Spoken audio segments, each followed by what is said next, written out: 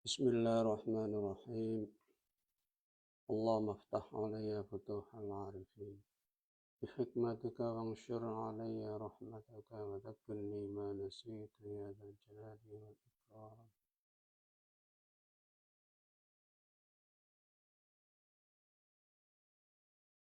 Sebelum kita mulai atau melanjutkan, akan saya ulangi dulu yang kemarin, yaitu tentang perbedaan-perbedaan dalam qiraah sab'ah. Yang ada 7 itu, diantaranya yang nomor 5 itu perbedaan dari segi lafaz dan maknanya dan hurufnya. Misalnya fas'au ila dzikrillahi wa dzarul bai' dalam surat Al-Jumu'ah. Itu ada yang membaca famdu.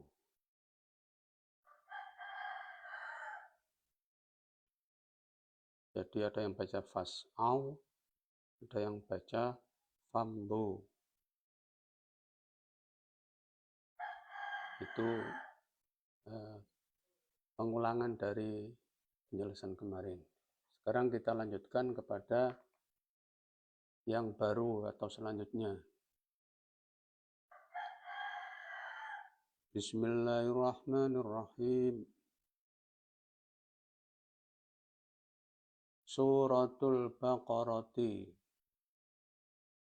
utawi surah Baqarah iku madaniyah.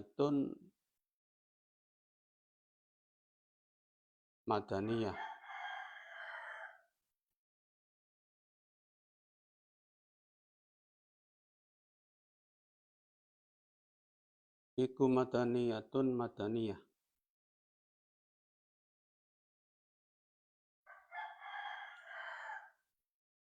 Yaitu surat atau ayat yang diturunkan sesudah Nabi hijrah.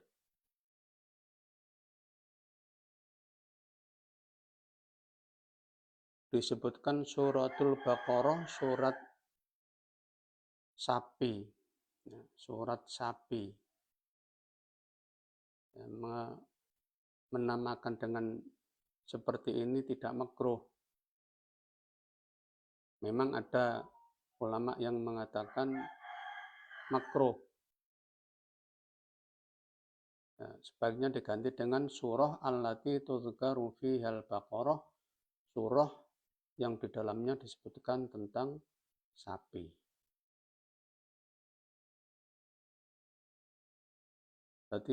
Jadi lafaz baqarah itu taqa'u ala dzakari wal unsa, bisa dipakai untuk sapi jantan atau sapi betina. Dan taknya itu hanya untuk menunjukkan tunggal di sapi satu.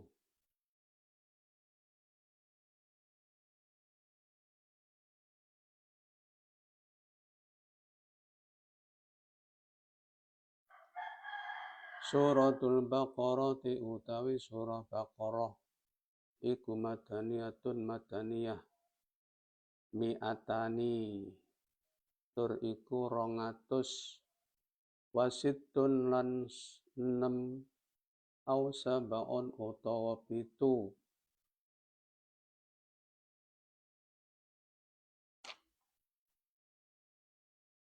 Wa thamanuna lan 80 apane ayate. Jadi ayatnya sejumlah 286 atau ada yang mengatakan 287, itu karena perbedaan dalam akhir ayat.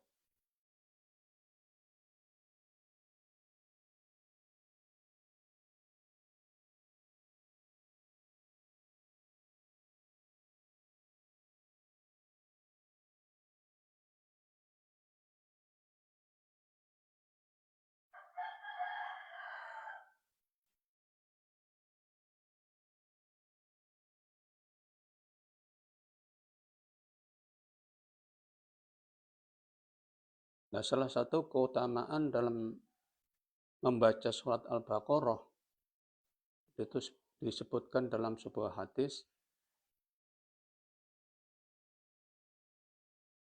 yang diriwayatkan oleh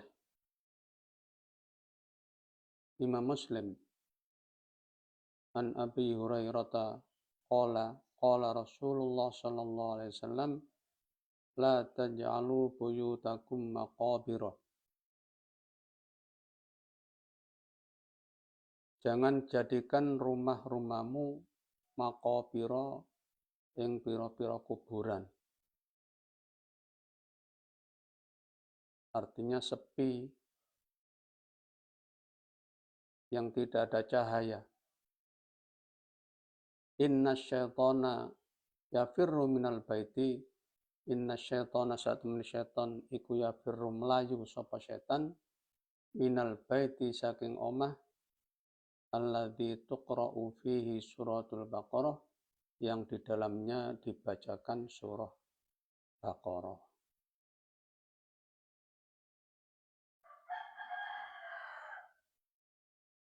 Di dalam surat Baqarah ada ayat yang namanya ayat kursi.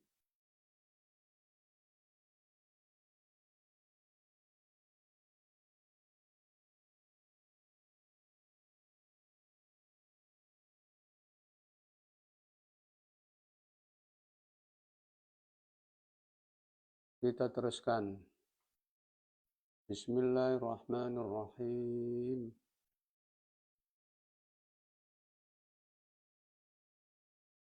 Alif Lam Mim.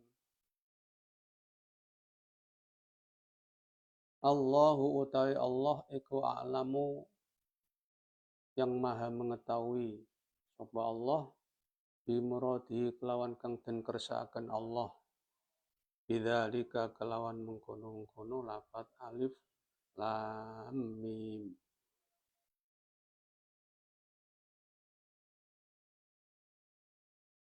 Ini dalam tafsir Jalalan ini alif lam mim itu artinya diserahkan kepada Allah. Allah yang maha tahu. Sebab ini termasuk ayat yang mutasyabih. Itu di dalam Al-Quran ada 14 huruf yang dipakai di dalam awal surat. 14 huruf yang berada di 29 surat. Seperti alif lam mim, yasin, qaf, dan sebagainya.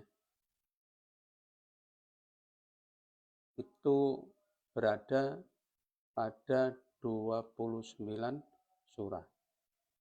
Ya, kesemuanya itu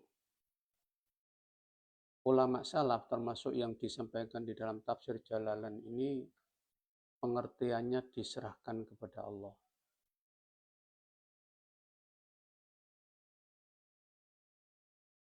Lah, jika pengertiannya itu diserahkan kepada Allah, artinya kita tidak mengetahui, maka lafaz alif lam mim itu la mahalla laha minal i'rab, tidak beri'rab, juga tidak mabni. Jadi la mahalla laha minal i'rab, tidak beri'rab. Mengapa? Li'anna lam nudrik maknahu, karena kita tidak mengetahui artinya. Sehingga waqaf pada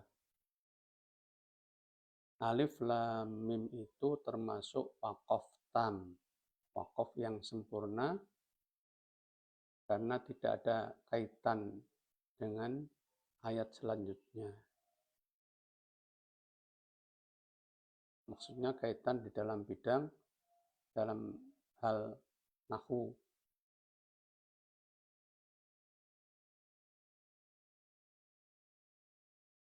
Meskipun begitu ada pendapat lain.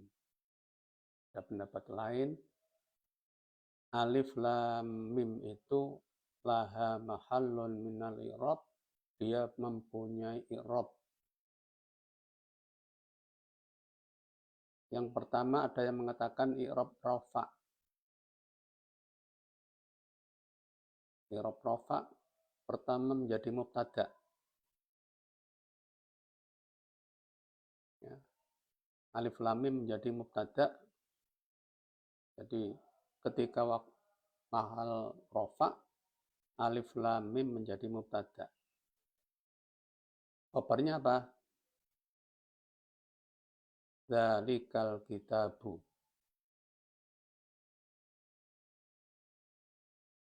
Dzalikal kitabu. Itu jika mau menakwili kata alif lam mim. Ya, tentang takwil ini ada beberapa pendapat.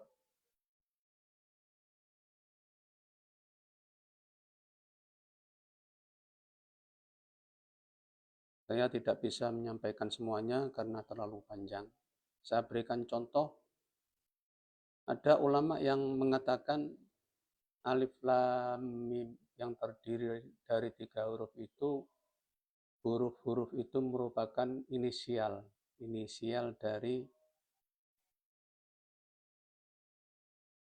nama-nama Allah.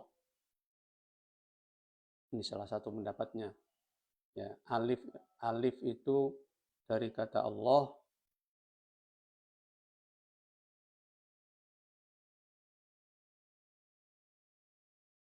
sedangkan lam itu latif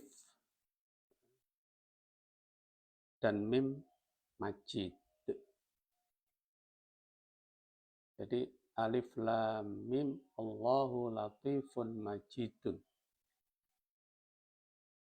Ini yang termasuk laha mahallun minal i'rab, dia mempunyai i'rab.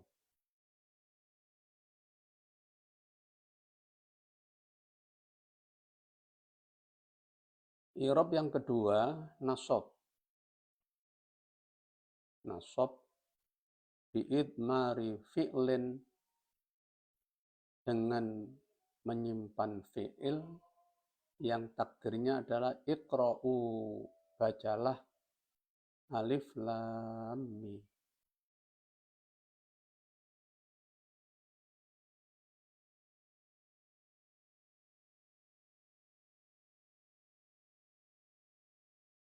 Yang ketiga bisa mahal jar, yaitu dengan menyimpan huruf qasam, ba, wawu, ta. Itu kalau kita rinci tentang i'rabnya. Ya, nanti pembahasannya panjang. Ini sekedar memperkenalkan. Jadi sekali lagi dalam tafsir Jalalain, khususnya yang sekarang alif lam mim surat Baqarah ini disampaikan oleh Imam As-Suyuti. Itu menyerahkan makna atau pengertiannya kepada Allah Subhanahu wa taala. Dzalikal kitabu la raiba fihi. Dzalika ay hadza. Dzalikal kitabu ay hadzal kitabu. Dzalikal kitabu utawi ikilah kitab, ikilah Al-Qur'an. Dzalika utawi iki alkitab rupane Al-Qur'an. Ai hadza tegese utawi iki alkitab rupane Al-Qur'an. Alladzi yaqra'uhu, alladzi kang rupane kitab, yaqra'uhu kang maca ing kitab sapa Muhammadun kanjeng Nabi Muhammad Sallallahu Alaihi Wasallam. Berarti kata Alkitab yang dimaksud adalah Al-Quran.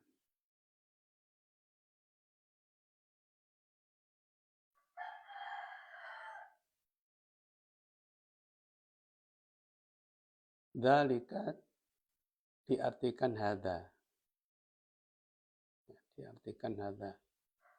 Ya, memakai kata dzalika karena untuk lil idzan bi uluwi sya'nihi, menunjukkan bahwa keagungan Al-Quran itu. Jadi untuk mengagungkan.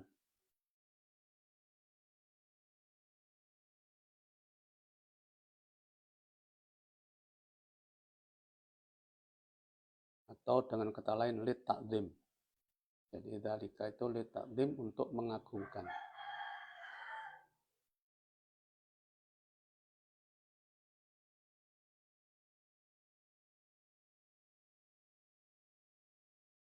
Iku la raiba, ora ana mamang iku maujud, syakka tegese mamang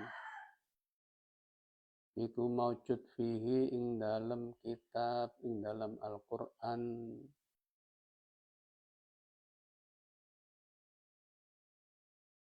Jadi la raiba fi ini khabarnya dzalika.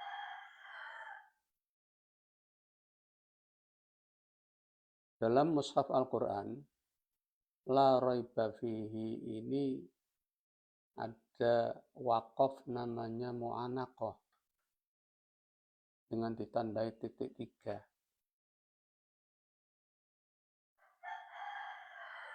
Itu boleh waqaf di salah satunya, nggak boleh keduanya. Jadi boleh waqaf dzalikal kitab la raiba fi, la raib, boleh. Terus diteruskan fihi hudal lil muttaqin, atau dzalikal kitab la raiba fi hudal lil muttaqin. Ketika wakaf yang berbeda ini, maka i'rabnya berbeda.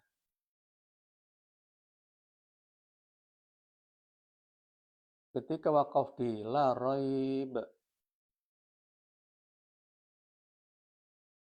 dzalikal kitab utawi ikilah Al-Qur'an, iku la raib, ora ana mamang, iku maujud. Nah, fihi menjadi khobar muqaddam, fihi iku tetap ing dalam kitab hudan utawi pituduh. Itu kalau wakafnya di la raib. Tapi kalau wakafnya di la raiba fih, dzalikal kitab utawi ikilah Al-Qur'an, iku la raiba, ora ana mamang iku maujud fihi ing dalem Al-Qur'an, ing dalem Alkitab.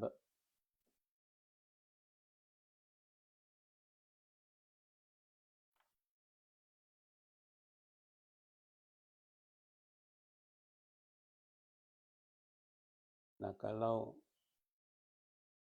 begitu maka hudan menjadi khabar kedua dari dzalika. Hudan tur iku dadi pituduh. Itu kalau wakaf pada la raiba fih.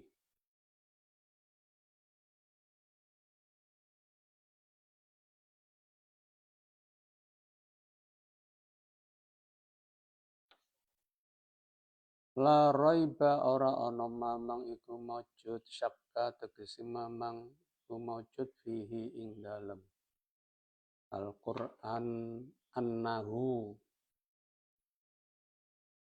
ini badal dari dhamir fihi, dari dhamir hi. Annahu rupane, sak temeni Alkitab ya Al-Qur'an iku min indillahi saking resane Allah. Jadi tidak ada keraguan lagi bahwa Al-Quran itu memang dari Allah. Wa jumlatun nafi utai jumlah nafi.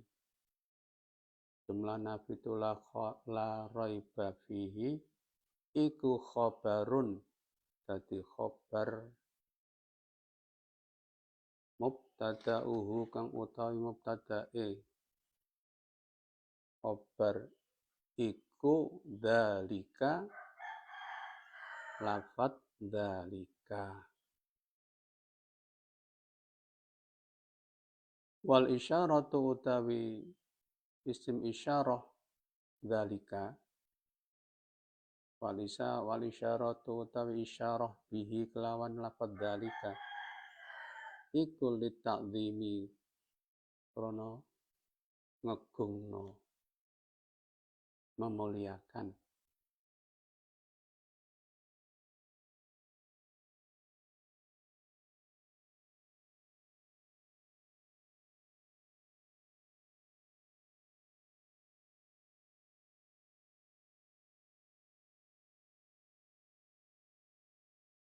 Nah, kemudian ada pertanyaan. Di sini disebutkan Al-Quran tidak ada keraguan di dalamnya. Tapi kenyataan masih banyak orang, ya, terutama non-Muslim, yang meragukan akan Al-Quran.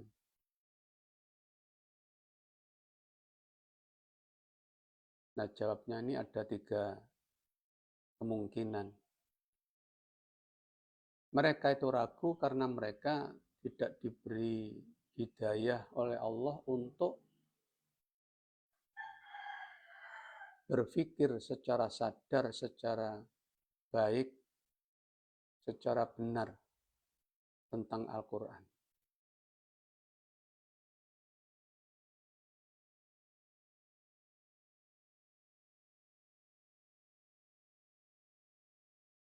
Makanya mereka meragukan akan kebenaran Al-Quran.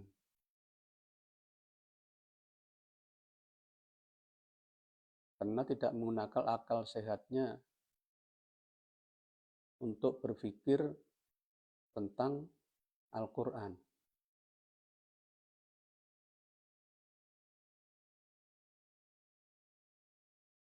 Yang kedua, kemungkinan yang kedua, annahu maksusun.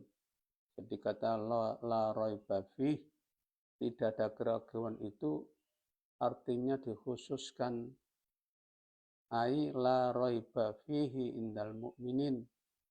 Tidak ada keraguan di dalamnya mungguwe wong-wong kang padha beriman.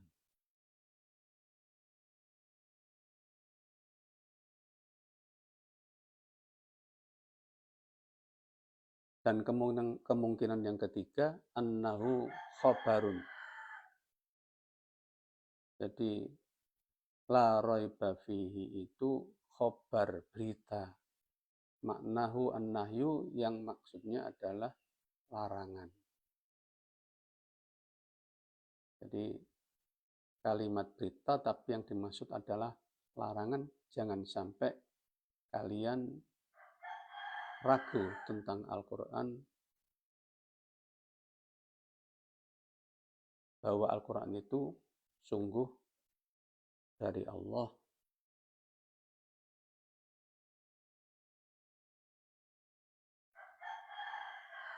Hudan, ini tadi khobarun sanin, dari khobarnya dalika.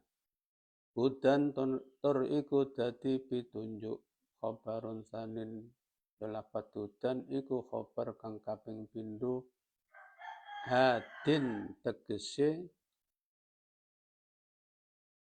kang nuduhno. Maksudnya Al-Quran itu memberi petunjuk lil muttaqina maring wong-wong kang muttaqin, atau lil muttaqina bagi orang-orang muttaqin. Ai as-sairina ila taqwa, tegese wong-wong kang bakal dadi ila taqwa maring takwa. Jadi dalam tafsir ini kata muttaqin termasuk majas. Majas yang dimaksud adalah orang-orang yang akan menjadi bertakwa, akan mencapai takwa. Jadi belum bertakwa karena apa? Kalau orang itu sudah dikatakan bertakwa, berarti sudah mendapatkan petunjuk dari Al-Quran itu. Makanya ada di ayat lain, hudal linnas. Al-Quran itu sebagai petunjuk bagi manusia.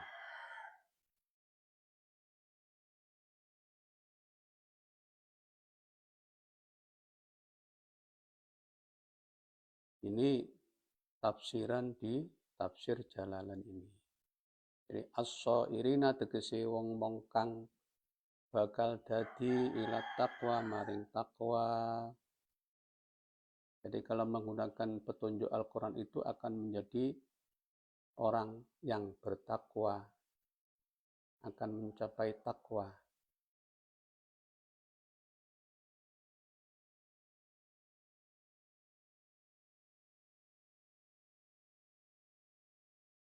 Bimtithalil awamiri kelawan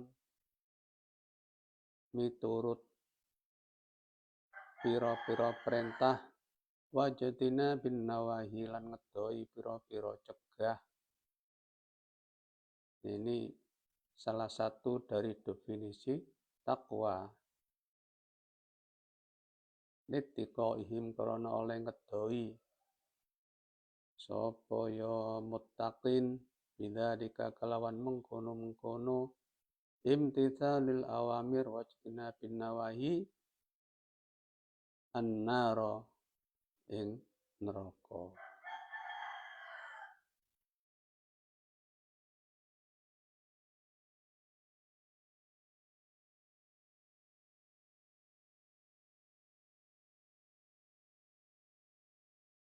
Lah, macam-macam takwa itu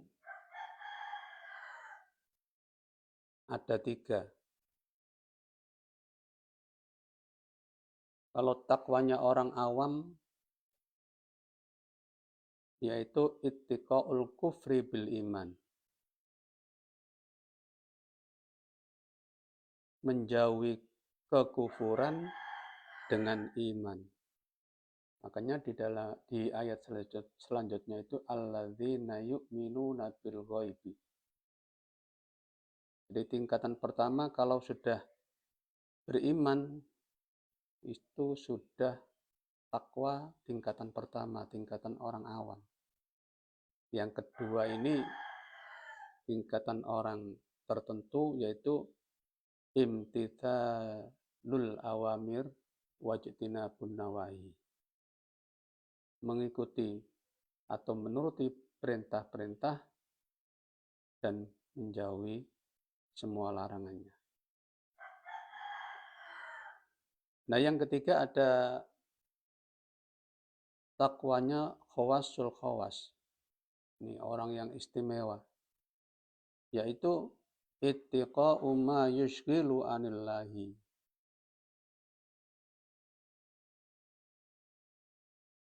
Menjauhi segala sesuatu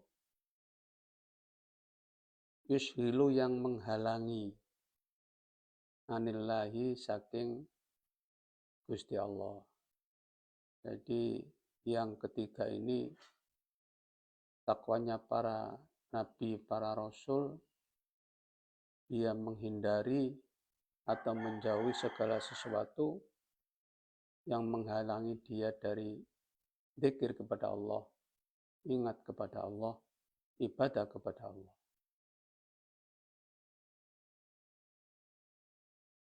Ini baru 2 ayat yang dapat kami sampaikan.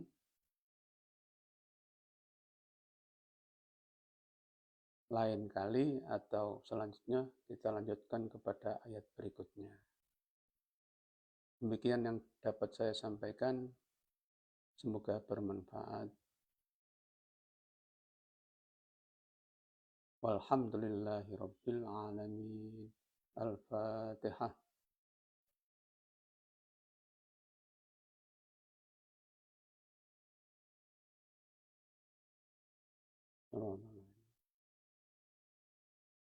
Wallahu a'lam bishawab.